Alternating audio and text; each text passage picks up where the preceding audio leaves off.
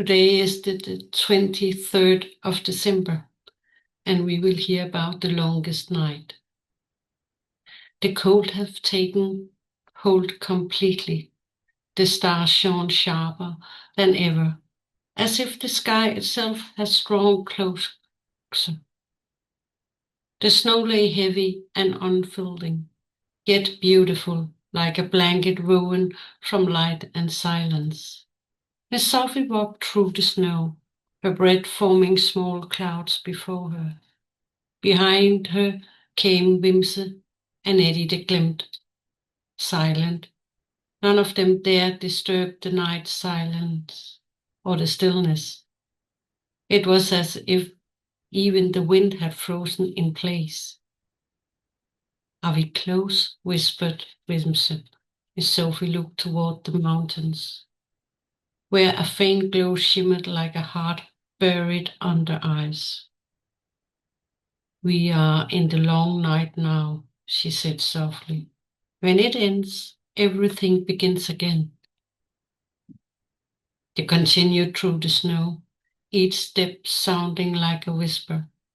The key against her chest gleamed faintly, holding both hope and farewell within its glow.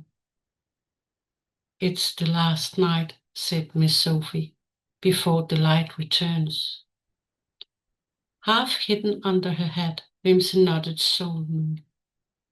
Then we must keep it awake. The landscape grew stranger the farther they walked. The snow sparkled like stardust, and the air shimmered faintly, as though time itself had fallen asleep.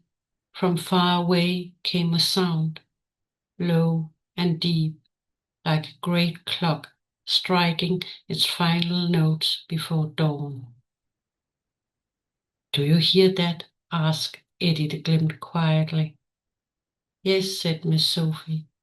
Time is holding its breath.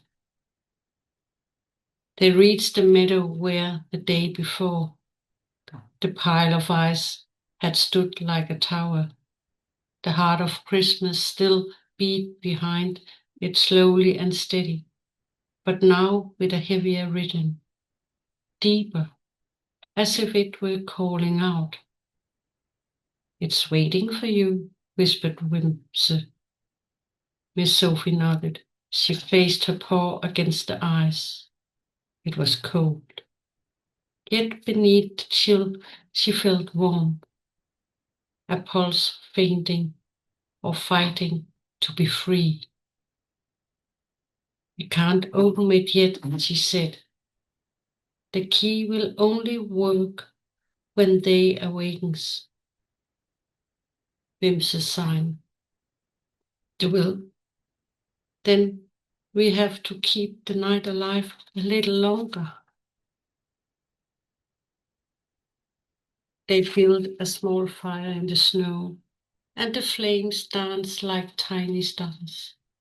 Above them, the sky grew brighter with each passing hour, as if the darkness itself were slowly losing its grip. Eddie the Glimt curled close to the fire, his fur glowing faintly in the flickered light. Do you think the light will return? He asked. Miss Sofie looked at him. It always does, but this time I think it will know your names. Wimsey smiled sleepily. I hope it can pronounce mine. They both laughed softly, but the laughter faded quickly. The night was too vast for words.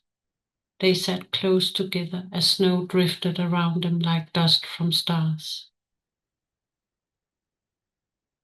Miss Sofie held the key in her paws.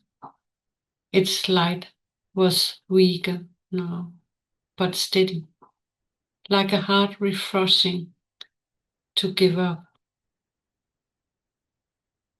She knew that when the final chime of the night's great clock fell silent, time would begin to move again. She looked up at the sky.